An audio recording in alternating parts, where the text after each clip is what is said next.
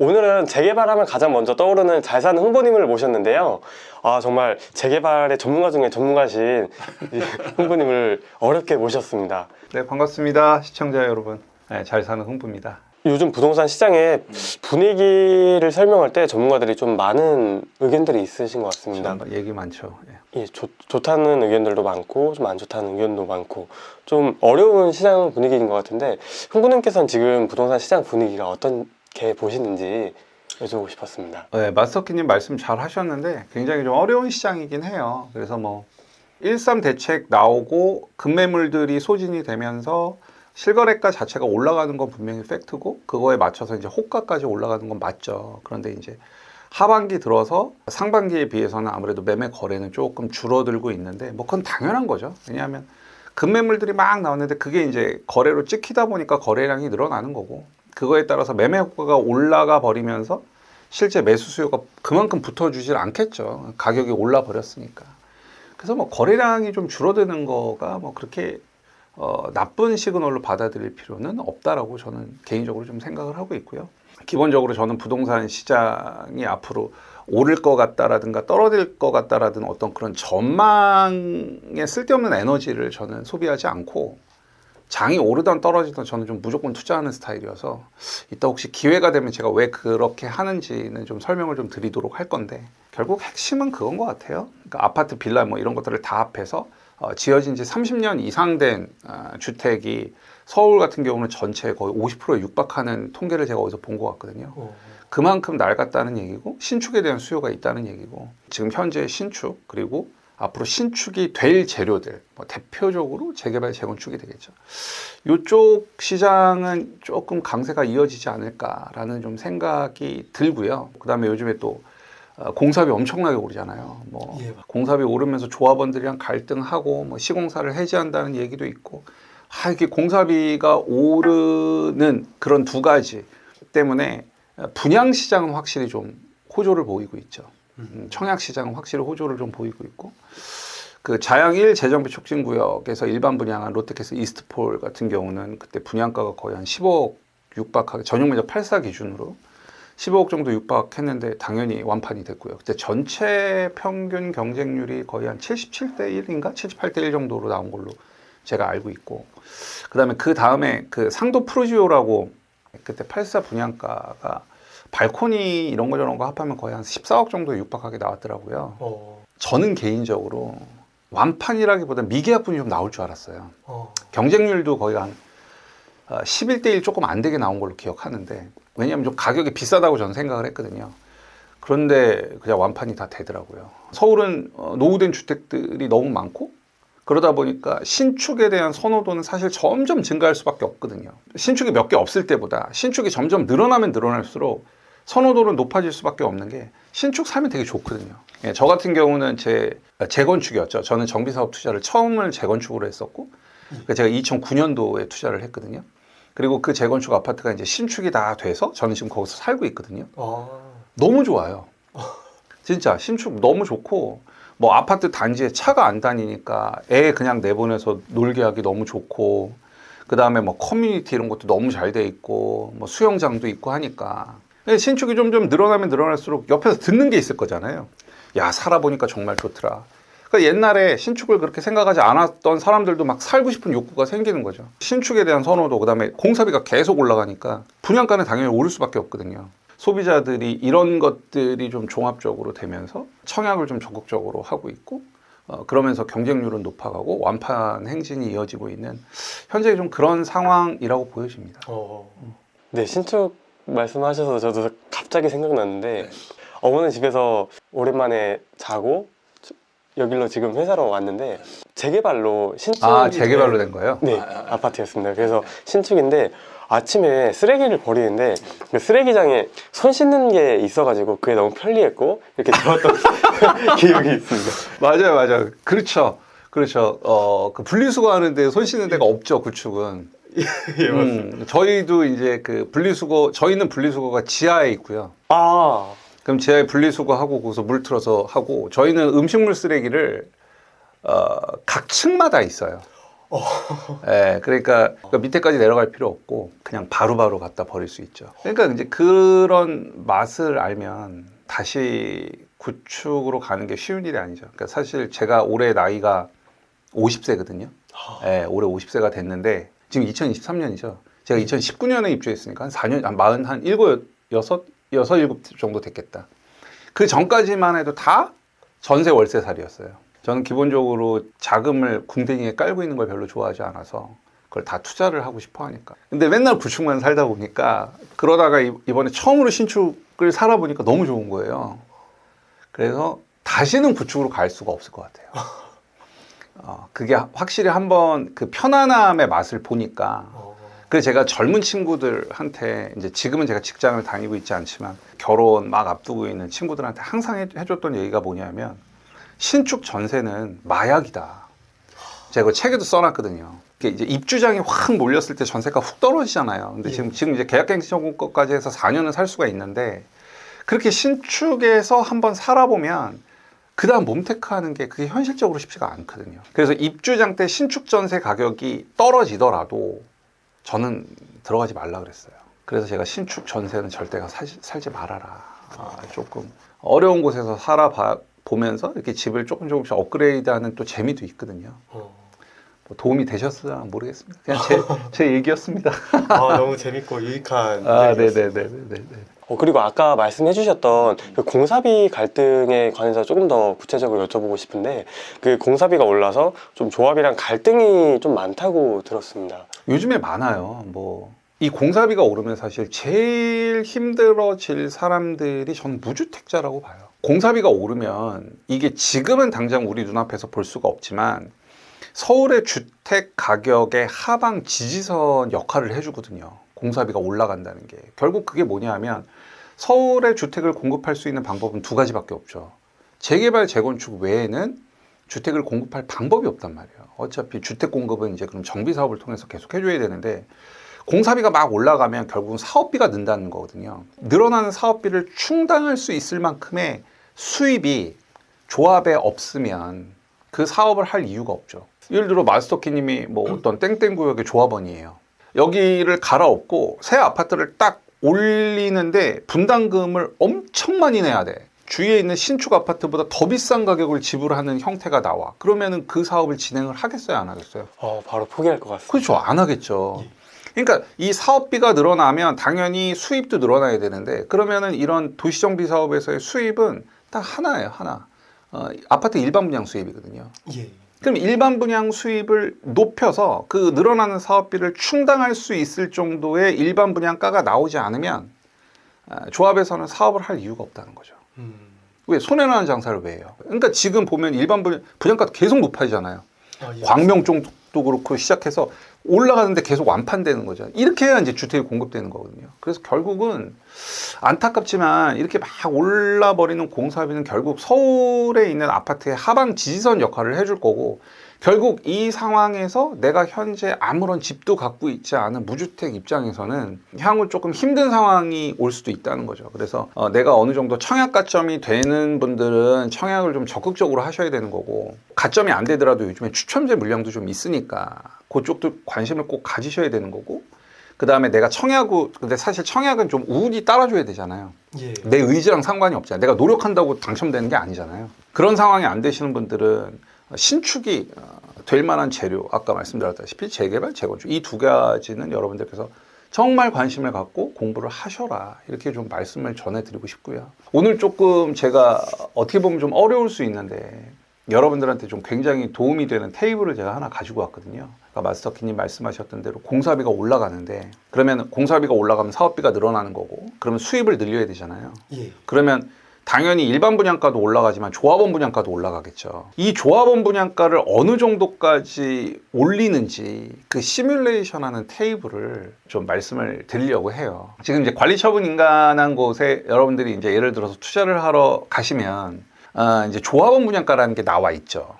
그 조합원 분양가에서 내 권리가액을 뺀 게 이제 분담금이고 그 분담금에다가 내가 살려는 물건의 가격을 더한 거를 이제 우리는 흔히들 총매가라는 표현을 쓰고 저는 그거를 내 집 마련 총금액이라는 표현을 쓰고 그래서 주변에 있는 신축 아파트랑 비교를 해서 마진이 어느 정도 되느냐를 보고 그 재개발 재건축에 투자를 할지 말지 판단을 하는 게 일반적인 상태의 계산 방법이죠. 근데 지금 문제는 뭐냐면 관리처분 인가가 난 사업장에 여러분들이 가시더라도 반드시 알아보셔야 될 게 뭐냐면 그 사업장의 평당 공사비가 어느 정도 책정되어 있는지를 아셔야 돼요.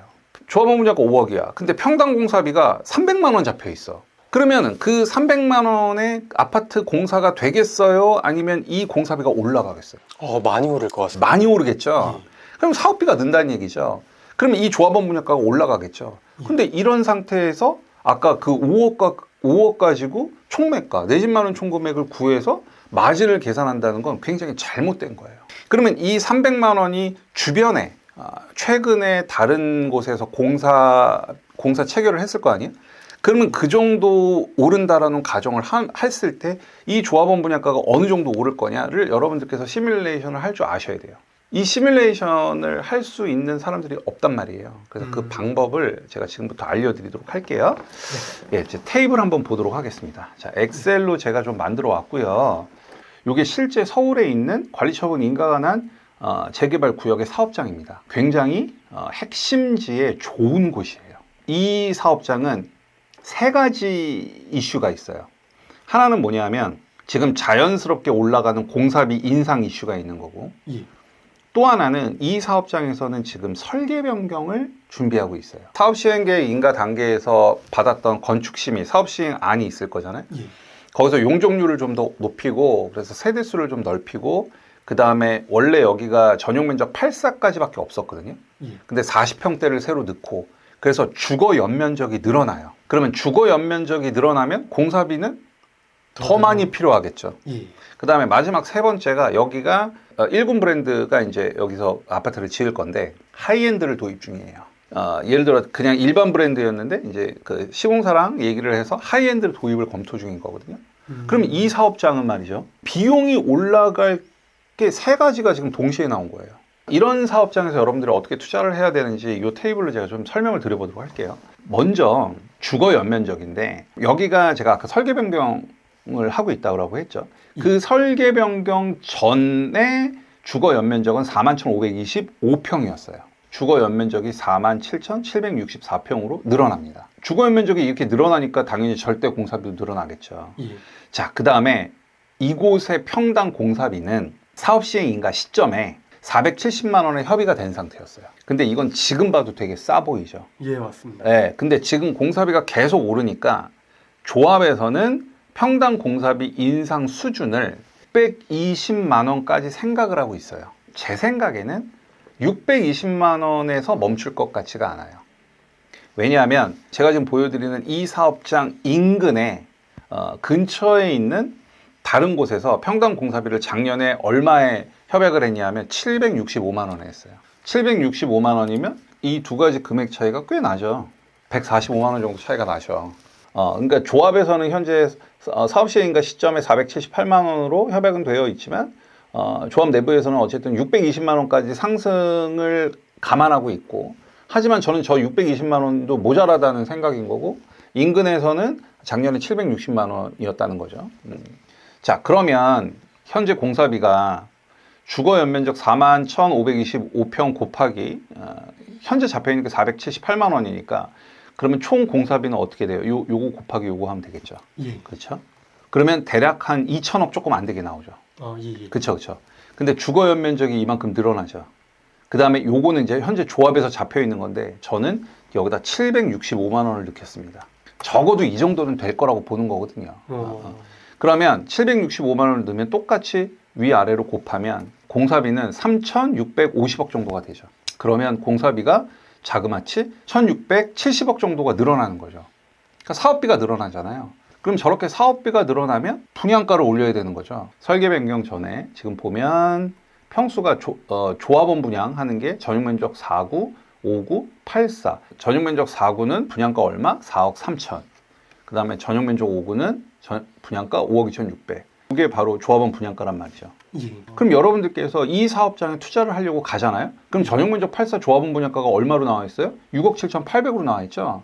그럼 이 6억 7,800에서 내가 살려는 물건에 권리가 빼서 분담금 나오고 그 분담금에다가 내가 살려는 물건에 매매가를 더해서 내 집 마련 총금액을 구한단 말이죠. 그렇게 하면 안 된다는 얘기예요. 지금 아무리 이렇게 그 조합 책자에 이렇게 명기가 되어 있더라도 그렇게 하시면 안 된다는 얘기예요. 세대수는 5, 66, 361이고 51, 216이죠. 요거 곱하기 요거 하면 분양 수입이 되는 거죠. 조합에. 그 다음에 요거를 다 더하면 조합원 분양 수입이 되는 거죠. 마찬가지로 이렇게 곱하면 일반 분양 수입, 일반 분양 수입. 그 다음에 이렇게 더하면 조합으로 들어오는 아파트를 판매한 일반 분양 수입의 소개가 되겠죠. 그 다음에 재개발 재건축에는 상가가 있죠. 상가. 상가도 일반 분양도 하고 조합원 분양도 하죠. 상가 분양 수입이 대략 111억 정도 되죠. 그 다음에 임대주택이 있죠. 그래서 임대주택 판매액 그래가지고 현재 관리처분 시점에 조합에서 잡고 있는 임대주택 판매액은 대략 한 431억 정도가 됩니다. 설계변경 전이에요. 이 조합에 들어오는 수입은 요거 더하기 요거 더하기 요거 더하기 요거 하면 되겠죠. 네. 그럼 이렇게 하면 되겠죠. 그러면 5,410억 정도 되겠죠. 예. 그쵸. 예. 자, 이게 뭐예요? 공사비 총액이 예. 2천억이 조금 안 됐을 때 분양 수입이 5,400억이라는 얘기죠. 근데 공사비가 아까 계속 올라가고 있다고 했죠. 근데 조합은 설계 변경하고 있다고 그랬죠. 자, 설계 변경하는 거 한번 볼게요. 전용 면적 4구는 똑같이 조합원 분양가 4억 3천, 5구는 5억 2,600, 84는 6억 7,800이에요. 큰 평수를 늘리겠다고 했죠. 이 102의 조합원 분양가는 7억 7,900이에요. 158세대가 되죠. 그러면 예. 똑같이 이렇게 곱하고 곱해서 이걸 다 더하면 설계 변경이 됐다는 가정 하에 이 조합의 조합원 분양 수입은 대략 한 3천억 정도가 되죠. 자, 일반 분양도 마찬가지. 아까는 설계 변경 전에는 전용 면적 4구와 5구밖에 없었는데 84도 일반 분양을 하게 되는 거죠. 그럼 분양가가 6억 7,200, 7억 9,100, 10억 2천 정도가 되는 거죠. 곱하면 일반 분양 수입이 되는 거죠. 그럼 이렇게 더하면 이 사업장에서 일반 분양하는 거에 대한 사업비 나온 거고, 자, 여기가 비었는데 이 사업장의 조합장님께서 되게 올바른 판단을 하신 게 있어요. 저는 되게 현명한 판단이라고 보는데, 예. 왜냐하면 이 재개발 구역이 이 어떤 메인 도로에서 좀 하나 안쪽으로 들어가 있거든요. 그러니까 굳이 여기다가 상가를 분양할 필요가 없었다라고 저도 보여져요. 그러면 당연히 상가 수입은 하나도 없어지겠죠. 예. 그 다음에 임대주택 판매액은 그대로 아까 수입을 똑같이 3개를 더하는 거죠. 조합원 분양 수입, 일반 분양 수입, 임대주택 상가 빼고 그러면 대략 한 5,650억 정도가 되죠. 예. 그러면 수입이 239억, 한 240억이 증가되죠. 현재 이게 조합에서 만든 자료상 이렇게 되어 있어요. 분양 수입은 240억이 증가하는데 아까 공사비는 1,670억이 증가하죠. 여기서 이걸 빼면 1,430억이 모자라죠. 그러면 당연히 분양가를 올려야 되겠죠. 예. 그래서 그걸 지금부터 해볼 거예요. 현실적인 분양가를 지금부터 책정을 해볼 겁니다. 지금 보면 여기에 있는 숫자랑 여기에 있는 숫자는 지금 똑같거든요. 예. 조합원 분양가를 115% 올려보도록 할게요. 네. 자, 딱 하면 조합원 분양가가 다 올렸어요. 115%. 조합원 분양가가 오르니까 당연히 공사비 과부족은 줄겠죠. 예. 자, 그러면 마이너스 지금 980억 정도 되죠. 예. 이 마이너스 980억을 뭐를 올리면서 줄여야 돼요? 일반 분양가를 올리면서 줄여야 되겠죠. 예. 가상 분석에 목표값 찾기를 누르고 결국 이 과부족되는 이 숫자를 0으로 만들어주는 일반 분양가 상승분은 얼마냐 해서 확인을 누르면 자동적으로 계산이 됩니다. 그러면 보세요. 이 조합원 분양가를 115% 올렸을 때 일반 분양을 144% 올려야 늘어나는 공사비 1,670억을 다 상쇄를 할 수 있다. 이렇게 되는 거예요. 이해되시죠? 예. 그럼 일반 분양 한번 계산된 거 볼까요? 분양가 보면 144% 곱하기 일반 분양가 144% 곱하기 이렇게 되죠. 그러면 당연히 일반 분양 수입은 요만큼이 나오게 돼 있죠. 상가는 없고 임대주택 판매. 그러면 결국 뭐예요? 조합원 분양가를 115%로 올리고 일반 분양을 144%를 올리면 이 765만 원짜리 이 사업장도 하이엔드를 도입하거든요. 예. 그럼 얼추 맞죠. 인근 지역에 있는 765만 원을 기준으로 했을 때 이 공사비를 다 상쇄하는 분양가는 조합원 분양가를 115%로 하고 일반 분양가를 144%로 한다는 결론이 나오죠. 자, 그럼 그 다음에 여기서 뭐를 해야 되냐? 이 일반 분양가가 합리적인지를 봐야 돼요. 이게 완판이 될 수 있는 가격인지를 봐야겠죠. 예. 아무리 그냥 일반 분양가 막 높이면 높이는 대로 다진 않은 거. 일반 분양 그럼 뭐 100억 넣지? 근데 아무도 안 살 거잖아요. 의미가 없잖아요. 예, 맞습니다. 그럼 전용 면적 84만 놓고 보면 지금 전용 면적 84의 일반 분양가가 14억 7천으로 잡혀 있죠. 이 사업장은 예. 전용 면적 84를 14억 7천에 일반 분양을 하면 100% 완판되는 지역입니다. 그러면 이 14억 7천은 합리적이다라고 우리는 생각할 수 있죠. 14억 7천에 지금 현재 청약을 하면 완판이 된다 이렇게 보.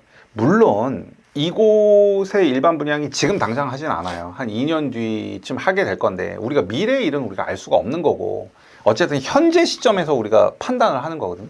그러면 여기서 산출된 일반 분양가가 그 주변에 현재 일반 분양을 하고 그 가격이 완판되는 걸 보고 그 다음에 신축 아파트의 시세를 보고 이런 거 저런 걸 볼 거잖아요. 그럼 여러분들이 합리적인지 안 합리적인지 충분히 판단할 수 있는 거죠. 그럼 이게 합리적이라고 아까 판단이 들었죠. 그러면 이 조합원 분양가가 현실적이라는 거예요. 이해되시겠죠? 예. 그럼 84가 6억 7,800에서 7억 8천으로 대략 한 1억 오르죠. 그러니까 여러분들께서 현재 관리처분인가라는 사업장에 투자를 하시겠다 그러면 이 계산을 하셔야 되는 거예요. 그래서 그 사업장에 가서 제시하는 조합원 분양가 6억 7,800으로 내 집 마련 총 금액을 계산하는 게 아니고 이렇게 공사비가 올라가는 거에 대한 시뮬레이션을 해서 조합원 분양가 7억 8천으로 계산을 하라는 거죠. 그러면 결과적으로 내 집 마련 총 금액이 대략 한 1억 정도 늘어나겠죠. 그러면 이제 여러분들이 이 7억 8천 가지고 내 집 마련 총 금액을 구하고 주위에 있는 신축과 비교를 해서 판단해야지 6억 7,800만 원으로 해서는 절대 안 된다는 거죠. 여러분들께서 이런 식으로 이 테이블을 가지고 판단을 하시면 되는 거고 관리처분인가 시점에 투자를 할 때 거기에 있는 이제 지역 중개사님들도 잘 하시는 분들이 많거든요. 근데 이렇게까지 분석해서 브리핑을 해주시는 분은 제가 아직까지 못 봤거든요. 이게 한번 올라버린 공사비가 다시 내려갈 가능성은 거의 없거든요. 짜장면 값 3,000원에서 7,000원 된 다음에 다시 3,000원 안 되듯이 네. 공사비 이렇게 올라가면 이게 다시 내려갈 확률은 없어요. 여러분들께서 이렇게 시뮬레이션을 돌려보고 재개발 재건축을 투자해야지 그냥 나와 있는 자료를 가지고 해서는 안 된다라는 거 꼭 명심을 해주셨으면 좋겠고 뒤에 밑에 링크가 있는데 그 제 제재스쿨 제재스쿨이라는 제 홈페이지에 오면 요 공사비 인상 관련해서 요 사업장도 오픈해 놨고 그다음에 사업장 한 군데 더 해가지고 조금 더 자세하게 그 강의를 올려놨으니까 혹시 관심 있으신 분들 한번 보시면 좋을 것 같아요. 요게 건설공사비 지수인데 출처는 한국건설기술연구원이거든요. 그럼 최근 5년간 공사비 한번 볼게요. 쫙 가다가 미친 듯이 올랐죠. 정말 많이 올랐죠. 딱 요때 코로나 터졌을 때잖아요. 코로나 터지면서 유동성 풀리고 물류가 막혔었잖아요. 네. 예. 그러면서 막 오르다가 이제 작년에 우크라이나 전쟁까지 터지면서 엄청나게 올랐죠. 근데 이 오르는 기울기가 최근 들어서 살짝 좀 꺾이는 게 조금 보이시죠? 예. 그래서 조금 안정화되고 있다라고 보여지긴 하는데 이게 실제 현장까지 넘어오기에는 시간이 좀 걸리는 거죠. 내년 되면 그러니까 공사비가 떨어진다는 뜻 절대 아닙니다, 여러분들. 오해하지 마시고 이 오르는 상승 폭이 내년부터는 조금 줄어들지 않을까라는 생각인 거고 23년 동안의 건설 공사비 지수거든요. 떨어진 적이 한 번도 없죠. 딱 한 번 있어요. 이게 언제예요? 리먼 브러더스 사태 때, 미국 금융위기 때. 그때는 뭐 모든 게 다 떨어질 때니까. 자산 가격이 막 폭락하고 막 그럴 때니까. 리먼 2008년도 미국 금융위기 그 즈음에 한번 이렇게 떨어진 거 외에는 단 한 번도 공사비가 떨어진 적이 없습니다. 요 근래에 들어서가 진짜 최근 23년간 봐도 역대급으로 올랐죠. 그래서 여러분들께서 방금 제가 알려드린 거 꼭 하실 줄 아셔야 되고 말씀드렸다시피 제재스쿨에 오시면 그 아까 엑셀 파일 원본도 제공해 드리니까 관심 있는 분들은 한번 보셨으면 좋겠어요. 너무 유익한 이런 자료를 공유해 주셔서 감사합니다. 네, 고맙습니다. 도움이 되셨으면 좋겠습니다.